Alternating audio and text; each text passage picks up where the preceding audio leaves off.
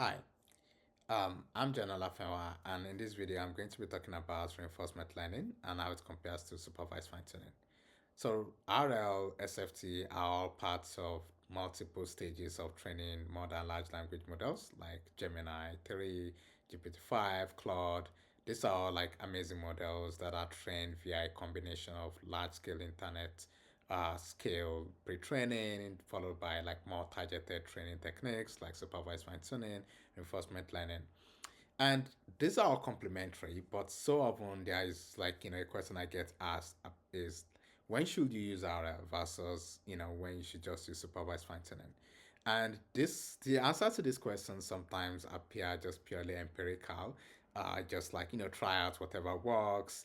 But in reality, there are very strong theoretical reasons why you should use one versus the other, and also like explains why current LLMs today are like very, very driven by progress in RL versus just doing more imitation learning. To this extent, I've decided to, just like prepare a very, uh, you know, brief Substack post and just really go into deep details of this, of like, what is SFT? Like, how does it work? Why doesn't SFT work? Sometimes what are its limitations and like what is RL? How does that work? How does it overcome? And why does it overcome the limitations of supervised fine tuning? Just really pinning down into like some of the theoretical reasons behind this. And of course, I'm going to, like go over all of the contents I have in here in my slides as well. And the reason why I decided to make this video is just to make, a much more easy to consume version of like this article. So I encourage you to check this article on my Substack as well. And in this video, I'm going to be like really focusing more on just like, explaining those parts in like detail. So let's take a step back and think about machine learning, right? In the context of like, how do you train a neural network to perform a task? So the basic example I like to use is like you're trying to train a classifier to take an image and tell if it's a cat or a dog. So this is like fun, right? So what you typically do in machine learning of maybe the subset called supervised learning is you have some images, let's say you have an image of a cat and then you give it a label cat, you have an image of a dog, you give it a label dog, and you have like probably hundreds or thousands of examples of this, and you feed that to a neural network and train it to predict cat or dog, right? By like giving it a bunch of images of cats and, you know, telling it to make predictions. When the model predicts something that is not cats, then you penalize it, right? And when it's like predicts cats, then you give it some uh some laws that helps it to understand like yes, I did well. So basically the whole point of supervised learning is that you have like pairs of x and y data, and the goal is to like predict y given x as inputs, and you do this through uh back propagating the laws through your neural network. So this is like very simple, and is the classical supervised learning that was like the dominant paradigm before, pre-training large language models and a lot of really amazing things came along in the past couple of years. LLMs use something called self-supervised learning, in that they learn from very, very large internet scale data. And so this is like data of several trillions of internet tokens at a scale at which it's just impossible to like label any data. And so what we do in this case is you use the data itself as like you derive the labels from the raw data, right? So, and you do this by doing some sort of like next token prediction or mass language modeling, where in the case of next token prediction, you have some preceding text, and you're trying to predict what text comes after it. So if you take a book, for example, right, and you read the first part of a book, and so the task is then given this first part of the book, predict the next part of the book, like the next word that occurs in the book. And you do this over extremely large data, right? Code, blog posts, tweets, and all sorts of data, sometimes involving lots of multimodal data.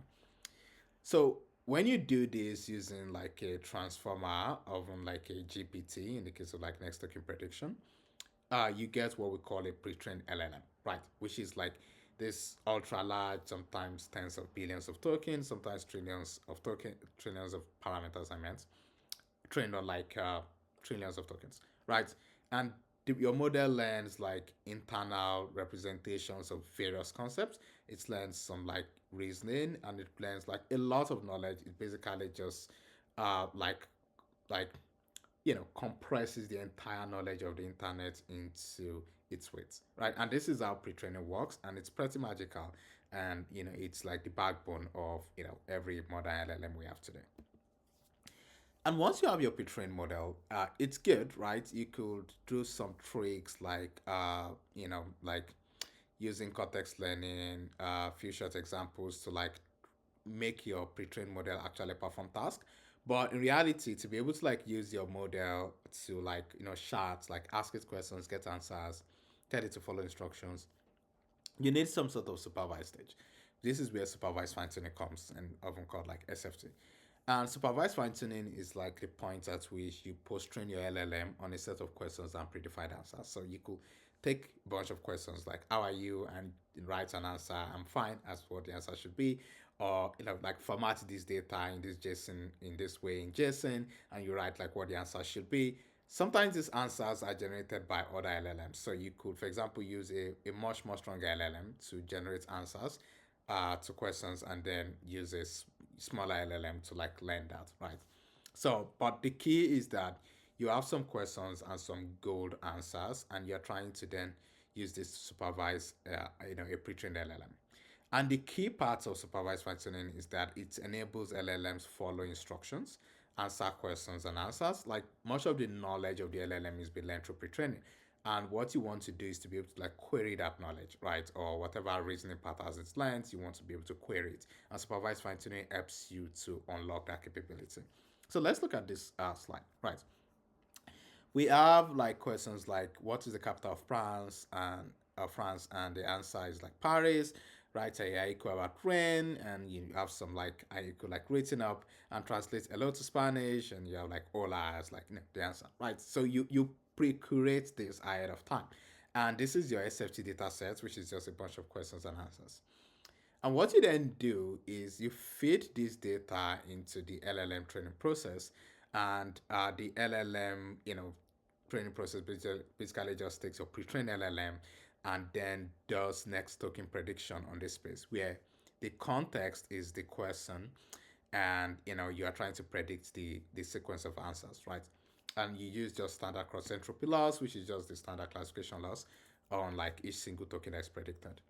And what this gives you is a fine-tuned LLM where you could then ask the question of like, what's the capital of France, right? And you get, an answer like Paris, like if it's correctly answered. By comparison, if you just took the base LLM and you asked it this question, what's the capital of Paris or France, because it's been trained just to do continuations and very large, set of tokens, what will probably give you back is like, oh, like what's the capital of France? Could tell you, something like maybe even repeat another question, what's the capital of Belgium or something like. It's not always going to just give you an answer, right? So if you the way you get the experience of like you just ask an LLM a question and get an answer back, it's really derived from like the supervised fine tuning stage. So it's really amazing, and it's worked right really well. But there are a number of like interesting differences, right, between the way you do pre-training and the way you do supervised fine tuning, right? In pre-training, you have like very very large label data, books, web code, and then you just do next token prediction on that space. And what you learn from this is like general reasoning capabilities, facts, world knowledge, right? Because the data is like really large and you train it on extremely large sets of compute clusters. It's the way you think about it is like a student reading a book, right? So it's like when you go to school and then you read a bunch of textbooks, right? That's really how pre-training works. And in supervised fine tuning, you have a very, very much smaller set of data, right? So in the case of pre-training, you have trillions of tokens. In the case of supervised fine tuning, you have maybe a few thousand tokens of questions and answers that are human labeled or labeled by a more superior LLM. And what you then do is you want to train your LLM to follow instructions, the model you've trained in stage one. And so this adapts the LLM, right? Enables to follow instructions and enables it to like really just like shout, right? Like talk back to you. It's like some sort of specialization, right? After pre-training. just train your model to do that. So this works, but there are a couple of challenges with SFT. While it's worked so well, and following the literature of LLMs, you will see how we've gone from like you pre-train LLMs and you do supervised fine tuning to now this whole new age of like it's RL all the way, where the modern agents, the most powerful models are all derived on reinforcement learning because supervised fine tuning did really hit some problems, and I'm going to talk about why is supervised fine tuning not enough? Why is it off policy? What does it mean that it is off policy, and how does that like affect the performance of models we train with SFT? So let's take a really simple example, right? If you have the inputs, what is 2 plus 6, um, you know, brackets 3, and you want to predict, an answer, you want to train a model that can, like answer this. So let's say you probably could define some answer that says, add 2 and 6 together to get 8, then multiply it by 3 to get 24, right? So you wrote this down. So your question is, what is 2 plus 6 in the bracket, like 3, and then you wrote down the answer, add 2 and 6 to give 8, then multiply by 8 to give 24. And so that's question and answer, and you want to like train your model to taking that question and you want to imitate that answer. So it's just imitation learning. That's what you do in SFT. The problem with that is that you can only predict one token and supervise one token at a time, not the entire response. And this leads to like something really interesting. So let's follow how that works step by step. In the very first step, you have what is 2 plus 6 into bracket 3, and you are trying to you predict, say, add, right, or whatever it is that you predict, um, and the goal target is add, right. So you do this and you take the question. You typically in SFT have some sort of special tokens. For example, before the question you have like user, and then after the question you have assistant, and then you then start predicting from there. So you have this entire query in here in step one, and your goal is to predict add, right? So that's simple, straightforward. But let's see what happens when you get to step two. When you move to step two, which is, you need to predict the next token, what you do is you take what is 2 plus 6 to bracket 3, and you have this assistant and add, you have this wall as your input sequence. User, what is 2 plus 6 to bracket 3, assistant, colon, add, and then you want to predict, 2. The interesting thing that's happened here is that when you are running this loss on this, you are taking this add not from the prediction that was done prior, but from the GT. So this is quite interesting because every single time you are taking the full uh, input question and the answers that we have in our label, in our data set, and then using that to predict the next token in that answer. Now, the challenge with that is that it is off policy because this sequence of like answers, the add in this case, was not generated by the model itself, and the model's distribution might be quite far from generating that. Right. But you are then assuming that, in theory, you're assuming at inference time, the model will likely generate that. But when you try to sample at a higher temperature, or even just the questions shift slightly, the model might not generate add. But then you are training your model to say, if you take this and this add, which is actually just picked from the answer, not from the model's own predictions, you should predict 2 as the next thing. So this trajectory you are cloning is generated by a human or some other model that's been run offline, but it's not generated by the model itself. Right? This even gets more serious as we go further. So let's take a step N, like at the final step. You have what is 2 plus 6 into bracket 3, assistant, and you have all of this, all derived from a combination of the question and tokens from the answer you've written down, not tokens that the model generated. And so you take this and you say, if you see this full input, then generate 24 as your response.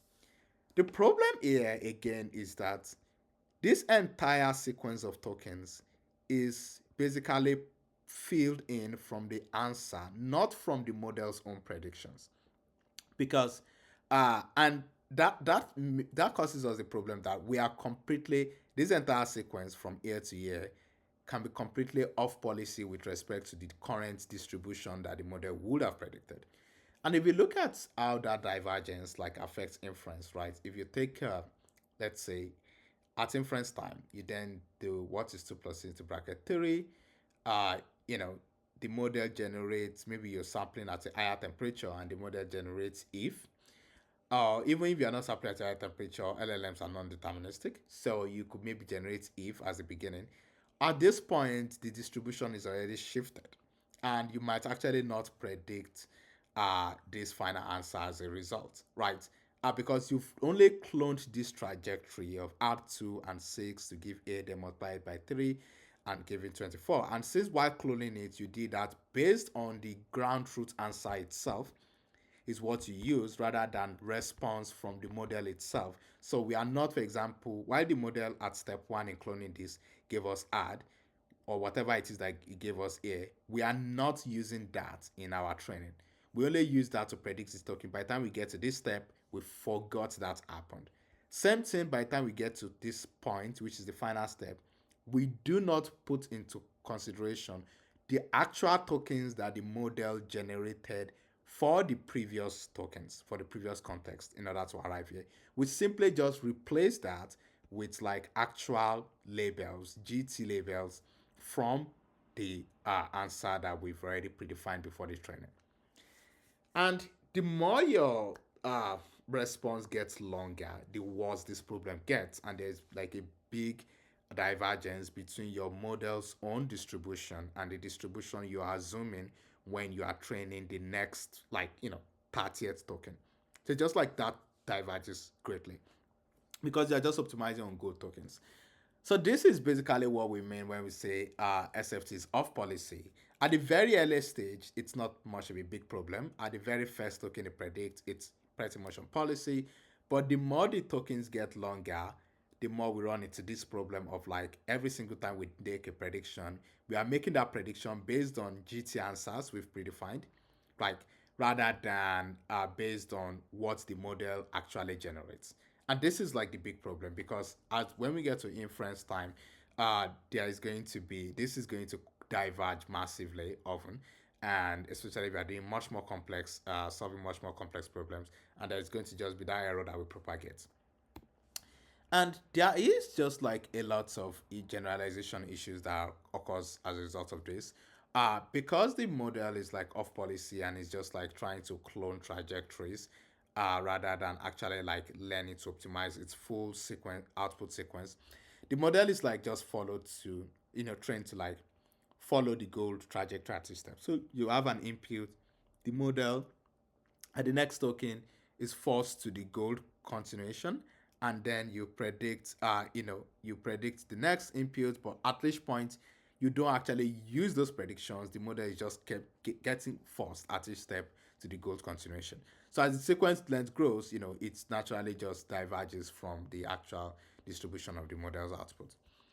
And so off policy methods like SFT, DPO, they rely a lot on memorization, cloning existing trajectories, and on out of distribution tasks, which you will typically encounter in things like maths, reasoning, logic.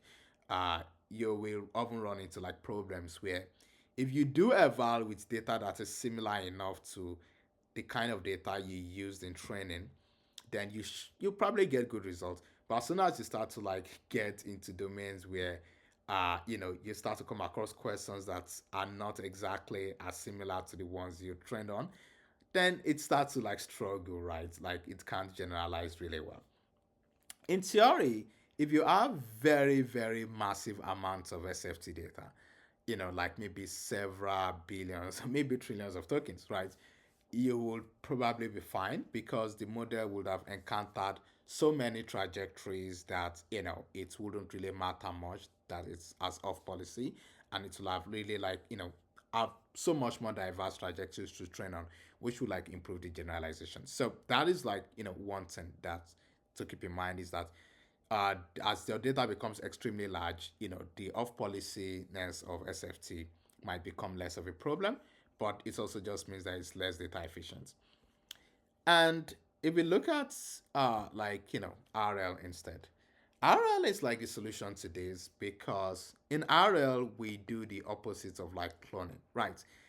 What we do in RL is we take a query, take your question to ChatGPT or to Copilot, and you pass this into a model. Your model so called a policy, which is your LLM in this case, and you sample a full response. Now, one thing is key here is that you take a question and you generate a complete response, not just one single token at a time.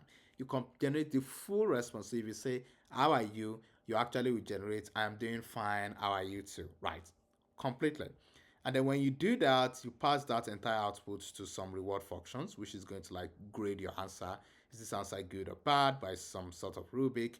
And then the reward from that will be passed back, into some optimization, such as PP or GRPO, and you update your model based on whether it did well or not. But the key is that in RL, you take a question, pass it to the model, generate a full response, grade the entire response, and then you reward based on that. So at this point, you are completely on policy because the entire response is generated from the full trajectory of the model itself. You are not like, you know, doing this whole thing of like grabbing actual responses from the GT and then using that to pre-fill in order to like grade the next one, which is like completely off policy. We're actually using the responses from the model itself at every single step. So let's look at like how this works step by step.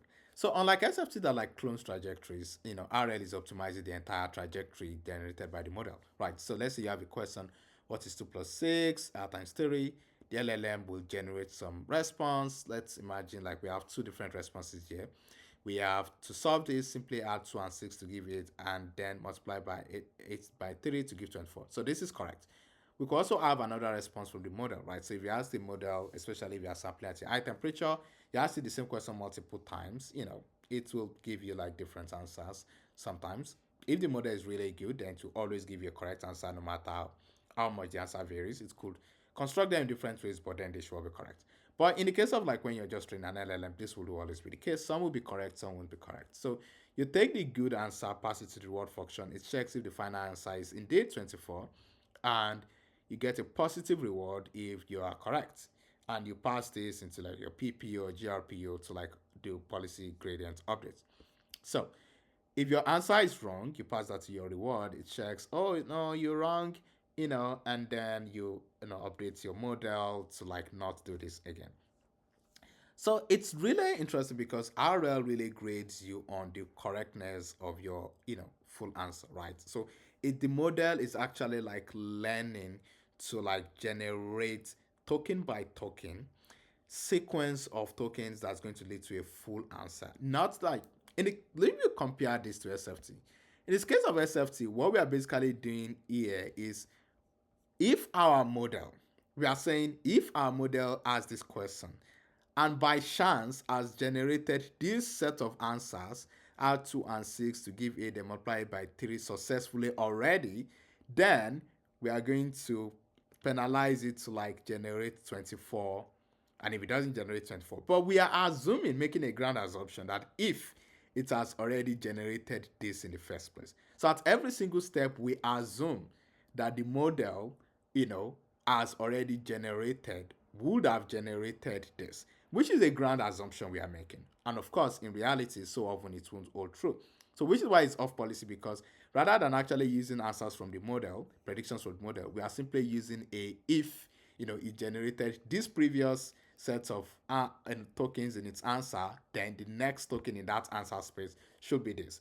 In the case of RL, we do the opposite, right? We actually generate the full response from the model and grade whether that entire response, not filling in answers from the answer we've pre-written in order to grade the next token, we actually generate the full response chain from the model itself. And so if you think about an analogy in terms of SFT versus RL, right, let's look at SFT as a passive reader, right? So you are reading a book and you're just trying to predict what happened next in that book. So you are just basically just trying to follow or imitate the author's reasoning, token by token, right? In the case of RL, you actually take a question, you think through it, you work out a solution, and then you have some way of grading if your solution is correct or not, right? So you are basically developing your own thinking strategies. And when you develop some thinking strategy that doesn't work, you're like, okay, this is bad. When you develop a thinking strategy that worked well, you say this is good, and you learn to like reinforce that approach. All right, so SFT is like mimicking, imitating, cloning a part, while RL is more about trying out things, discovering solutions, and improving upon your solutions. But the key is that SFT is off policy because at every single token you predict, you are actually pre-filling answers that has already been human written in order to then predict the next token, right? But in RL, we don't pre-fill any answer from like some predefined human answers. We actually generate. So the entire response, when the so you can think about it this way, just to look at this back again. At this point, the model could score good if it predicted 24, right? Because we pre-filled these sets of reasoning trajectories of R2 and 6 to give 8, then multiply it by 3. And so when the prediction for giving this, we say, yes, you did well. But in reality, it might never do that, right? But in RL, it has to actually generate this by itself in order to get a good reward, right? So if it doesn't, then it doesn't get a good reward, right? It gets a negative reward. So RL actually forces the model to, there's no cheating, right? In SFT, there is a bit of cheating because we are basically like teacher forcing on the good answers. So that's really the core difference between like RL and SFT.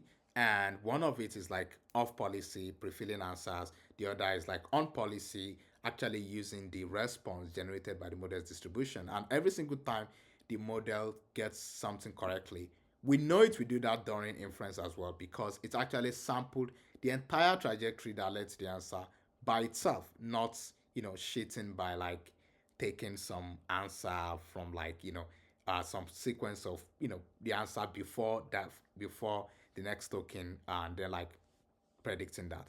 So this is really the key difference behind RL versus SFT. And so if you are trying to like like train something that requires like reasoning, right, you really want to be using RL.